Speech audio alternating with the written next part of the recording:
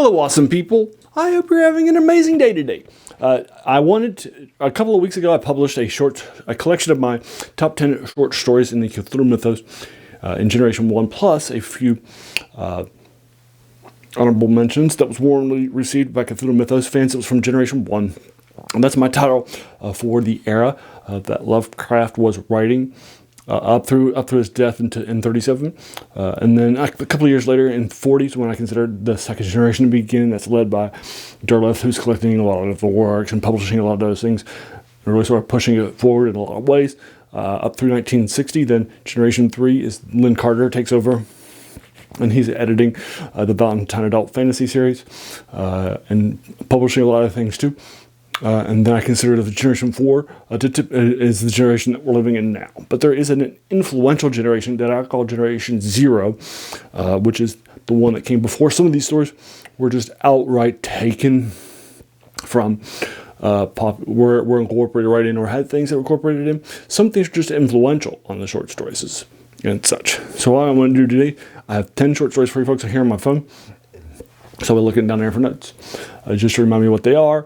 And so forth. Now, these are not what I consider the 10 most influential short stories, although some of these are. I consider these to be a list of the best short stories to read.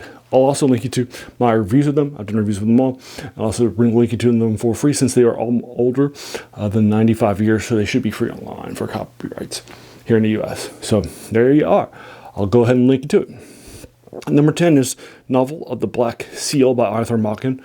It's heavily, it's published in the Three Impostors in the late 1800s. It was not well received by the British public. He had to go back and edit some things out, like internals and stuff like that, and such. It's a classic. It was heavily influential on Lovecraft, for example, and I think some of H. Robert E. Howard's works too, like The Whisper in Darkness, particularly the Cthulhu Mythos and the Dunwich Horror, are definitely, and the Call of Cthulhu, are heavily influenced, I think, by the Black Seal for you folks, by Arthur Machen. Now, this was not published separately. It was part of a collection called The Three Impostors that was published out there.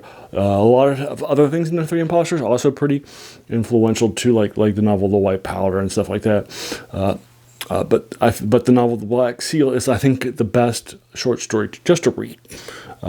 And since it was so heavily influential, and definitely is clearly a Generation Zero short story. A lot of Arthur Machen stuff is definitely reads, like Proto Lovecraft when you go back and read them. So it's great stuff. So that's my number 10 short story, the novel The Black Seal by Arthur Machen for you folks. All right, now number 9.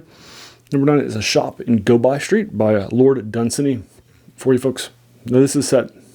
Lord Dunsany has done a lot of things that Lovecraft sort of took with his Dreamland stuff.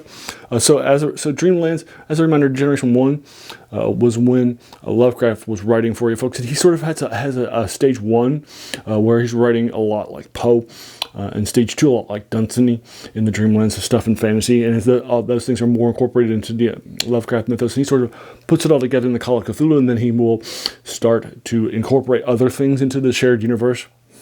Those things are mostly set in, like Sethagua from Clark Ashton Smith, and then other folks will start to incorporate some of his stuff into their works to create this shared universe. And like I said, there are some fantasy works from the Dreamlands, and A Shop by Go-By Street by Lord Dunsany is definitely one of those, and so forth. I think one of the key influences of this on Cthulhu is the idea of something sleeping, but still being awake and still being able to influence the world, and so forth, which is something you'll see with Cthulhu. So I think it's fun. All right, so number 8 is Haida the Shepherd by Ambrose Bierce. This is also more fantasy than horror. Ambrose Bierce, heavily influential, very, very strong stuff. He was known for his vitriolic and strong criticism in the 18th centuries and such, but this one basically creates a lot of the things that we take, like a lot of the words, like Hastur and so forth, and a lot of the characters and concepts, and it's just a strong stuff. He's such a strong wordsmith. If you were to ask me who my favorite wordsmith of his era is, it's Bierce. He just has almost every paragraph by Bierce has something hitting that's just incredibly powerful and evocative and really hits you. So he's just such a strong word crafter. Ambrose Bierce, that's Haida the Shepherd. All right, number 7 is The Moon Pool by Abraham Merritt, A-Merritt for short. And I like that because my name's Abe, Abraham for short. So, Abraham Merritt, The Moon Pool is one of his first things ever published. It was published in the early 1900s. He put him on the map in a major way, and then he has a novelization of The Moon Pool. I had the novelization, but read the short story. Don't read the novel. So the short story, basically the idea, and again, no spoilers, but at the time, a lot of people were excited by the ruins of Nan Madol in Micronesia.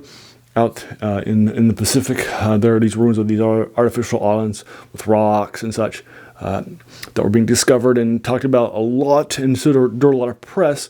And so the idea by a lot of people is that these islands of Nan Madol over in Micronesia and in the Pohnpei Islands were older civilizations. Maybe this was the lost continent of Mu or something of Lemuria, that sort of a thing.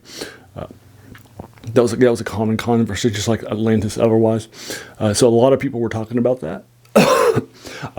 But what Abraham Merritt does is he sets his moon pool there and so forth. And it has a lot of strong horror, a lot of awesome elements to it too.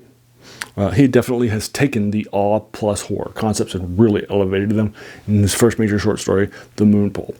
It's incredibly strong. Again, no spoilers, but I think the idea here is very, very strong and then completely well done. That's The Moon Pool by A. Merritt for you folks. And the last one before the top 5 is number 6 is The Wendigo by Algernon Blackwood. This is also just such a strong one. It's been regularly brought in to Generation 1, heavily influential. I think this is actually very influential on some of the stuff outside of Generation 1, like August Derleth's stuff in the things like his things set in the north in Canada, and his ice stuff, where he writes a lot of the ice stuff in Generation 2. And such. I think The Wendigo is definitely influential, particularly on Generation 2, and heavily such too. And I consider it a very strong Generation Zero short story as a result of those sorts of things. So that's The Wendigo by Algernon Blackwood. Also, I think this is a very, very strong, just like all of Algernon Blackwood's great stuff. He can be a little hit and miss at times, but when he nails it, he nails it. And this is definitely an example of that. The descriptions, the world building, the lush descriptions and such, it's just so well done. Basically what's happening here is that a party is going hunting for some stuff, and they'll come across some things while they're out hunting in the north. So it's definitely strong stuff, heavily influential. The Wendigo by Algernon Blackwood, he nails it when he nails it. And the lush descriptions and horror at the same time, great stuff. He's a master of it. All right, now, the top 5. All right, so number 5 is The Gods of Pagana by Lord Dunsany with a shout-out to Scarl the Drummer for you folks. Now, like I mentioned before, Lovecraft definitely had a Dunsany fantasy face in his middle era. And he with all the dreamlands and such. And again, so basically, what The Gods of Pagana does by Lord Dunsany, and this puts him on a map in a major way, it is a self-published work because nobody would publish it because it was just so different than things were at that time.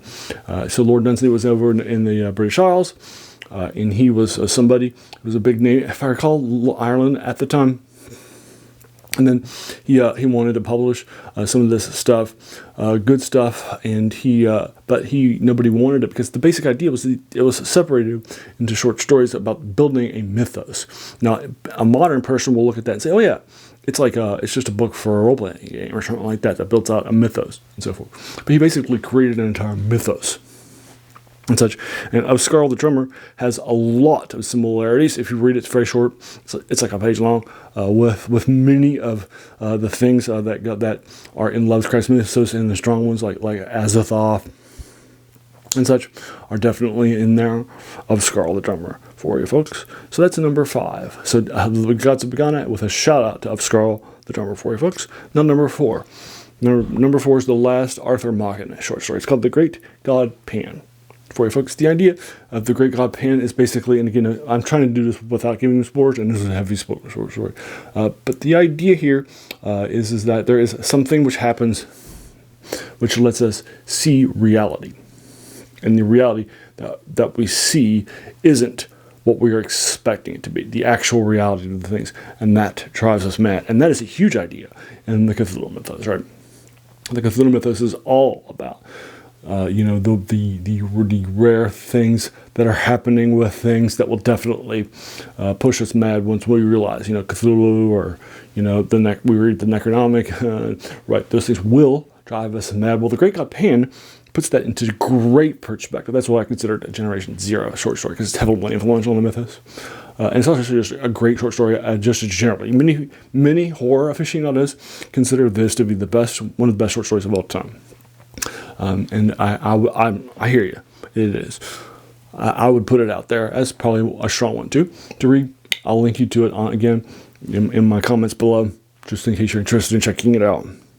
It's The Great God Pan by Arthur Machen, and it's the highest hitting Machen short story. 3 left. Number 3 of The Inhabitant of Carcosa. It hurts me to put An Inhabitant of Carcosa by Ambrose Bierce here at number 3, but it has to be. This is one of my favorite horror short stories of all time. It's fast. You can read it in like a couple of minutes. It's super fast and super long. It's one of my favorite horror short stories in the era. Again, Ambrose Bierce is a strong word crafter. He does so much stuff with just a couple of pages. And we would probably consider this flash fiction today rather than a short story. It is so strong. And I will not review it other than having it Carcosa and the spoiler ending.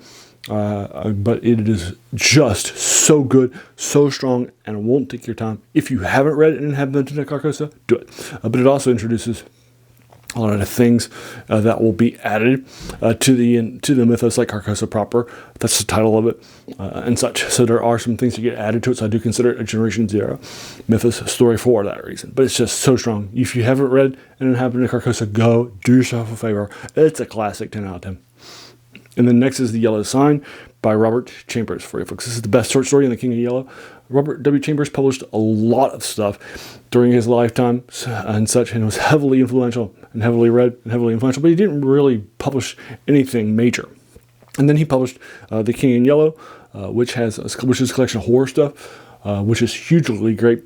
And The Yellow Sign Classic from it too is an idea. You can definitely see the King of Yellow concepts, and he has definitely stood the test of time, not because of his other stuff that were heavily read. Nobody's in no Robert Chambers reading his stuff today, but because of his horror stuff that put him on a map in a major way. And if he'd kept up with it, it's just so strong, so weird, and so forth. The Yellow Sign, absolutely classic. It's the best of the short stories in the King of Yellow. Again, many characters like Lawrence Wood Evans as the King of Yellow in the Dust series, which is fantasy. Lots of people have Kings of Yellow or references to this collection. It is so strong, so influential. And The Yellow Sign is definitely a classic. You can see it heavily influential on Lovecraft, and I just adore it. For you folks. And then finally, the last one is The Willows by Algernon Blackwood. When I mentioned that when Algernon Blackwood hits, he hits hard, right, earlier with the Wendigo. So this is an absolute classic.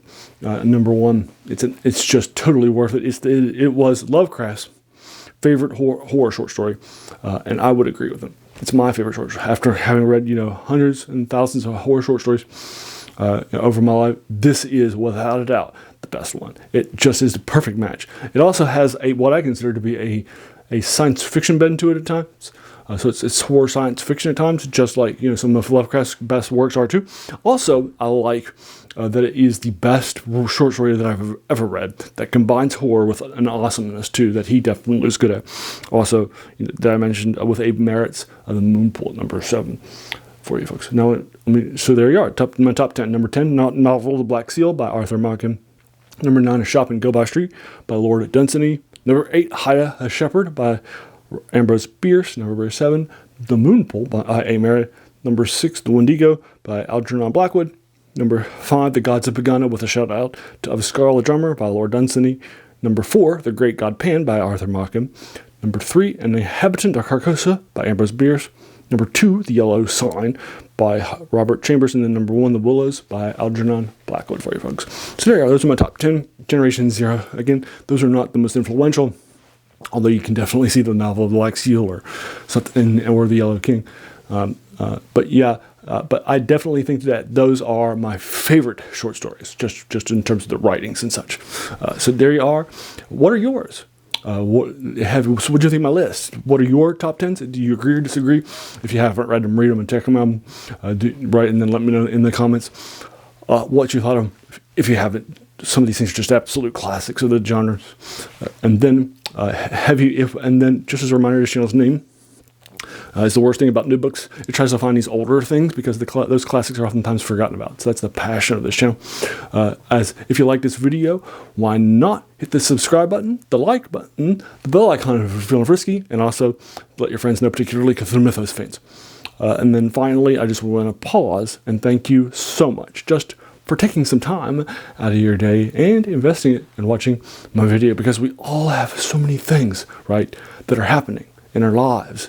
And we're pulled in so many different directions. So the fact that you spend this time with me, that's incredibly humbling. And I appreciate it much. So once again, have a great day, and thanks.